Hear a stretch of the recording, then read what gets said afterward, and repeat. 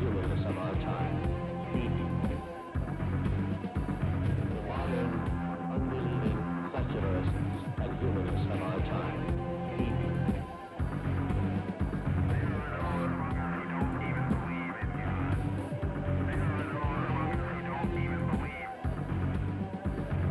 They believe that Christianity is the great danger to freedom and good government.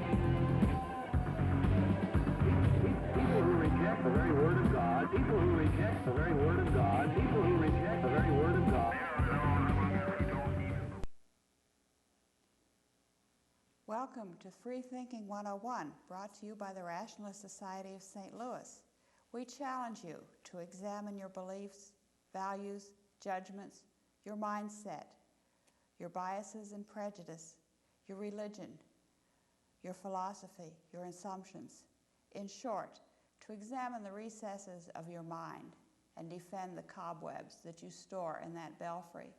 I'm Barbara Hamill-Stocker of the Rationalist Society. Today, our guest is Philip Moss, National Chairman of the Robert G. Ingersoll Memorial Committee. Mr. Moss is a clinical social worker in private practice in San Francisco, California. He is also founder and president of the San Francisco American Humanist Association. Mr. Moss is a former St. Louisan who was recently here for a visit. While he was here, he addressed the Rationalist Society on the life of Robert Ingersoll. The address will be presented in two parts. The first one will be shown tonight. May I present Mr. Philip Moss? I want to thank the Rationalist Society of St. Louis for inviting me. First of all, because it gives me a wonderful opportunity to talk to you about one of my favorite subjects and favorite personalities, Robert G. Ingersoll, but also because it's just fine for me to be back in St. Louis for a high school reunion and have an opportunity to talk with you. I think I'll start by quoting the Bible, which may surprise some of you because Robert Ingersoll was one of the great agnostics in history. But there arose in Egypt a Pharaoh who knew not Joseph. And I feel the same way about Robert Ingersoll, in that he was very popular in his day, but is hardly known by his fellow Americans and even many free thinkers in today's world. So it's a pleasure for me to tell you about him, the way he was, the contributions he made, and the reactions of people towards him at the time that he lived. For example, Mark Twain said, "Of all men living and dead, I loved Ingersoll the most." Luther Burbank said, "I do not think there's a person in the world who's been a more ardent admirer of him than I have been. His life and work have been an inspiration to the whole earth, shedding light in the dark places which so sadly needed light. His memory calls forth my most sincere homage, love, and esteem." And I think George Landis, a Danish literary critic, summed it up very well in one sentence when he said, "In Ingersoll's mind, common sense rose to genius."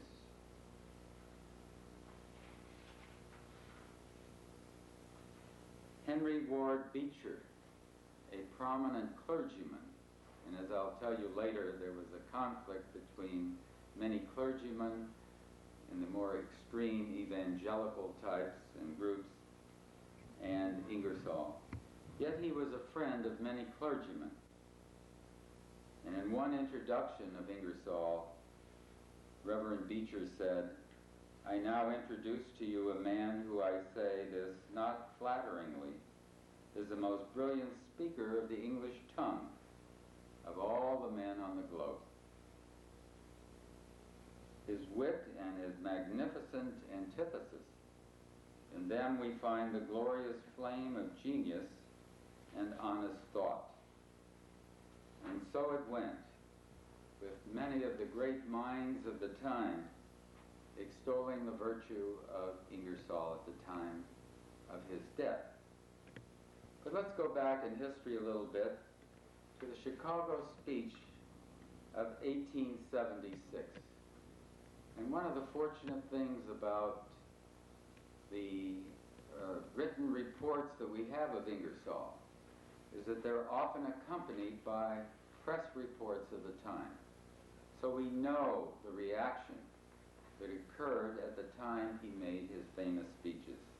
And here's an example, and I'll just read a part of it to give you a feel of that evening, October the 21st, 1876. Colonel Robert Ingersoll spoke last night at the Exposition Building to the largest audience ever drawn by one man in Chicago. From 6:30 o'clock, the sidewalks fronting along the building were jammed. And it goes on. Such another attendance of ladies has never been known in the political meeting in Chicago. They came by the hundreds, and the speaker looked down from his perch upon thousands of fair faces stamped with the most intense interest in his remarks. The galleries were packed.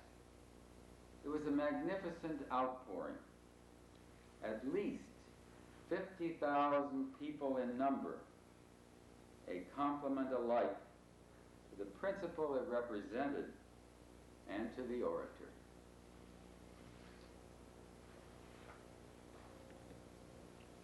Robert Ingersoll was a most remarkable man in many ways, and I'll go over some of these attributes that he had in the composite that made him such an important figure in his day. He was born on August the 11th, 1833. He was born in Dresden, New York, a little town in the Finger Lake country of New York. And he died near New York City in 1899. His father was a Presbyterian minister, and he was the youngest of two brothers and two sisters, 5 in all. His mother died when he was 2. His father was an itinerant preacher who went from city to city, very often driven out of town because he was an abolitionist. And he learned, I think, through that experience, that type of experience, to fight the prejudices that existed against anybody who had unpopular views. As a teen, he traveled through the Midwest. Sometimes, like most teenagers who try it on their own, he had to write back to father to get some funds to tide him over a rather rough spot. He was largely self-taught in the same way that Abraham Lincoln was largely self-taught. He had just a few years of formal education. His father actually taught him some of the rudimentary aspects of education. And he learned, though, from life experiences and from the many books that he read. Actually, it seems strange with that limited education that he became a school teacher. And he was a teacher, and apparently a very good teacher, in 1851. But he was fired in 1852 because someone asked him what he thought of baptism. And he replied, "I think it's all right if they just use soap." And so they fired him from that job, and it was a very fortunate occurrence because he and his brother decided to go into the practice of law. And in 1858, they settled in Peoria and developed one of the largest law practices in the country. So here we see, at this stage, and later, Robert Ingersoll became one of the three finest, greatest, most popular lawyers, most sought-after lawyers of the period. And that went on for a period of 25 years. He ran as a Democrat for Congress in 1860, but lost. And in 1861, he married his wife, Eva, who was a freethinker and influenced his opinions about religion and about life to a great extent. And it turned out to be a very fulfilling and happy marriage from beginning to end. He went into the Civil War as a colonel, and he was popularly known throughout his life as Colonel Robert Ingersoll. And he really did a good job as a commander, even though he hated war, and he said that he thought of the many orphans and widows that war created. He hated the idea of war. He was in the Battle of Shiloh. He and his company did very well, but he was captured through no fault of his own. He was sent on a patrol and he was surrounded, and when the captain of the Confederacy came up, he turned to him and said, "I've been waiting here 10 minutes to recognize your goddamn Confederacy." The rumor, or the story goes, that the Confederate commander was so afraid of Ingersoll's ability to influence people and to speak so well that he was paroled, he was released a short time later, and Robert Ingersoll decided that he could serve the Republic much, much better as a speaker. And he went around the country rallying the forces of the North, because at that time the South had made great inroads in their military campaign and the North was demoralized. And he went around and he was able to uplift the spirits of the people in the North, even though he was just beginning to be known as an outstanding orator and speaker wherever he went. In 1865, he became the Attorney General of Illinois, the youngest Attorney General in history. That was an appointed office, and he fulfilled his obligations very, very well. In 1868, this was a milestone. It really determined the future of his life, because he was asked to run for governor. By this time, he had become a Republican. He felt that the Democrats were a little too sympathetic to the Southern cause and to slavery. And so he looked forward to his candidacy for the governorship of Illinois. But the officials of the Republican Party made one request of him, that he would just tone down his views on religion, because he had begun to express his views on religion. And he, at the meeting, turned to them and said, "Gentlemen, I thank you for having asked me, but those conditions are not acceptable. My views on religion are not the public property of the state of Illinois." And he walked out. He never ran for public office again, because he never wanted to have any reins put on his ability to speak the truth as he saw it, and to be as forceful as he felt he had to be in discussing many issues that I will tell you about as I go along. In his law practice, he began to support and defend those people who were charged with blasphemy or with things of that type that we now wouldn't put up with, but was very much a part of our legal system at that time. And I'm going to tell you more later about Ingersoll and blasphemy. He was a strong supporter of women's suffrage and the rights of women. Nobody that I know of has ever expressed views about women's suffrage in the way he did. But the acceptance of women as much as he did in this following quote. The question is not whether women should have the right to vote. The question is whether men should have been given the right to vote to begin with. And that was his attitude. In his comments about women, which I'll get to in just a moment, he was able to see them in a way that was viewed as an inferior position. And I will get to it in a moment, I hope. Yes, here it is. It's worth waiting for. In the olden times, when religions were manufactured, when priestcraft and lunacy governed the world, the women were not consulted. They were regarded and treated as serfs and menials, looked upon as species of property to be bought and sold like other domestic animals. Women have been treated like poisonous beasts. Women have, through many generations, acquired the habit of submission.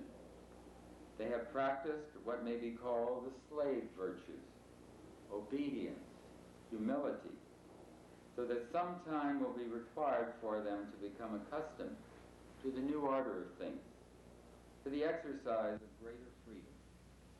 So I say, equal rights, equal education, equal advantages. In every field where woman has become a competitor of man, she has either become or given evidence that she is to become his equal.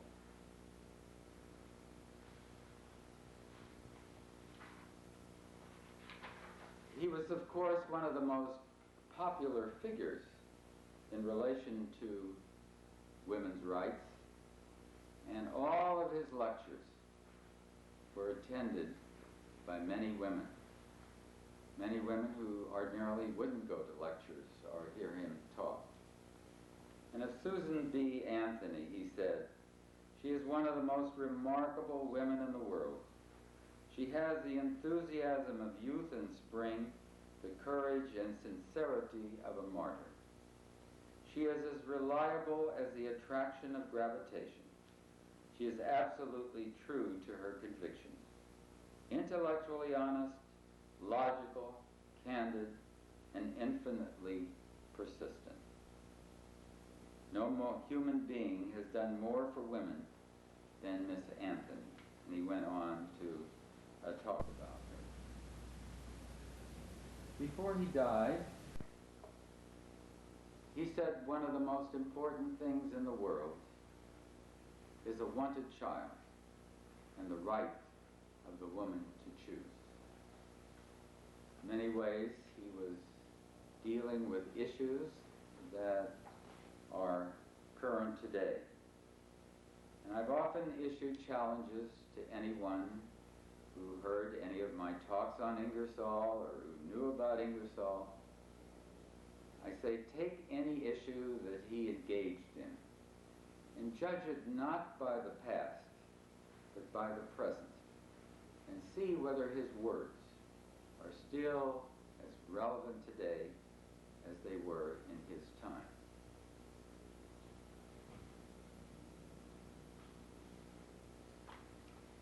In 1873, a very important occurrence changed again the course of his life. While he had been critical of religions, not just religion per se, but the extremes of religion, I should say. The people who used religion to frighten and to malign other people. He wrote something which just shook up the whole religious world, and it was called the gods.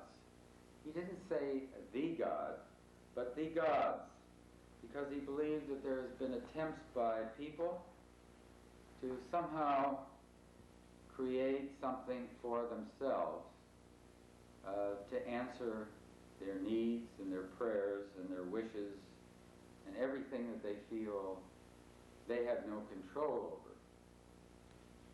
And he said in the first line under the gods, "An honest God is the noblest work of man." Each nation has created a God, and the God has always resembled his creators. He hated and loved what they hated and loved, and he was invariably found on the side of those in power.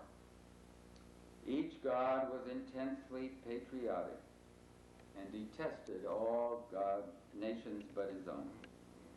All these gods demanded praise, flattery, and worship. Most of them were pleased with sacrifice, and the smell of innocent blood has ever been considered a divine perfume.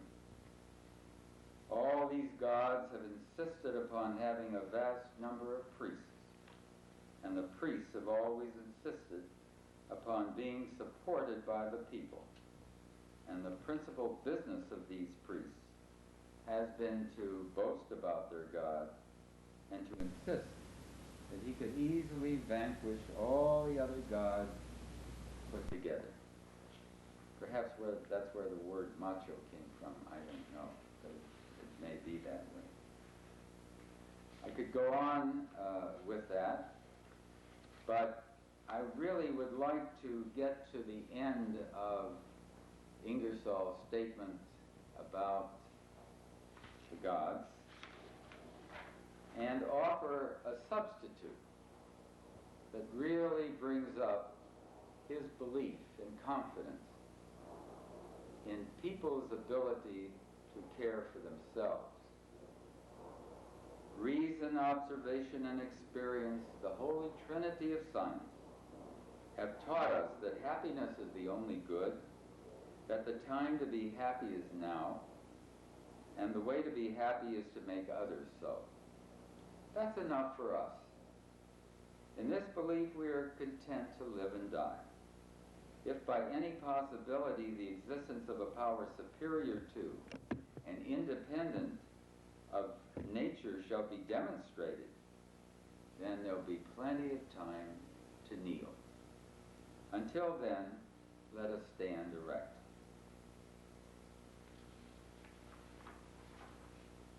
We do not say that we've discovered all, that our doctrines are the all in all of truth. We know of no end to the development of man and women. We can't unravel the infinite complications of matter and force. The history of one cell is as unknown as that of the universe. One drop of water is as wonderful as all the seas, and one leaf as all the forests, and one grain of sand as all the stars. We're not endeavoring to change the future, but to free the present. We are not forging fetters for our children, but we're breaking those our fathers made for us. We are the advocates of inquiry, of investigation and thought. This of itself is an admission that we are not perfectly satisfied with all of our conclusions. Philosophy doesn't have the egotism of faith. While superstition builds walls and creates obstructions, science opens the highways of thought. We haven't solved all of our difficulties, but we do believe that it's better to love people than to fear God. That it's grander and nobler to think and investigate for yourself than to repeat a creed. We are satisfied that there can be but little liberty on earth while men worship something in the sky. We don't expect to accomplish everything in our day, but we want to do what good we can and to render all the service possible in the holy cause of human progress. What we're doing is laying the foundations of the grand temple of the future, not the temple of all the gods, but of all the people, wherein with appropriate rites will be celebrated the religion of humanity. We're doing what little we can to hasten the coming of the day when society shall cease producing millionaires and beggars, gorged indolence and famished industry, truth in rags, and superstition crowned and robed. We're looking for the time when the useful shall be the honorable, and when reason, throned upon the world's brains, shall be the King of kings and the God of gods. Ingersoll never backed down from his views on religion. He became a target of insults, of life threats, but he kept on going with what he believed. And he was able, with great courage, to take on those people who are very formidable to others. When a priest wanted to debate him, and everybody wanted to debate him because they got so much publicity, he said, "He's just a priest. Bring on the cardinals and the pope." And he could take them on by himself. That kind of confidence.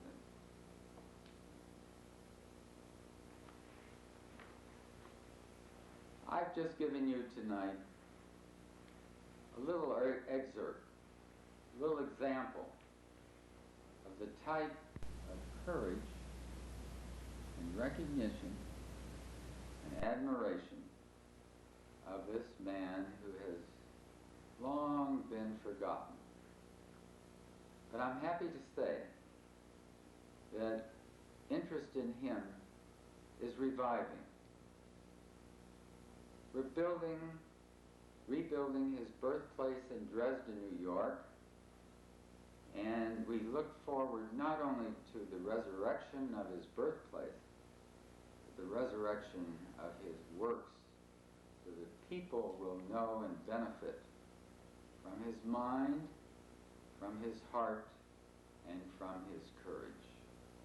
If you're interested in learning more about Robert Ingersoll and getting our newsletter and helping us with the Birthplace Project, please write to Robert G. Ingersoll Memorial Committee, P.O. Box 5, Buffalo, New York, 14215. I want to thank the Rationalist Society again for giving this opportunity to me to let you know about this remarkable personality that we should not forget.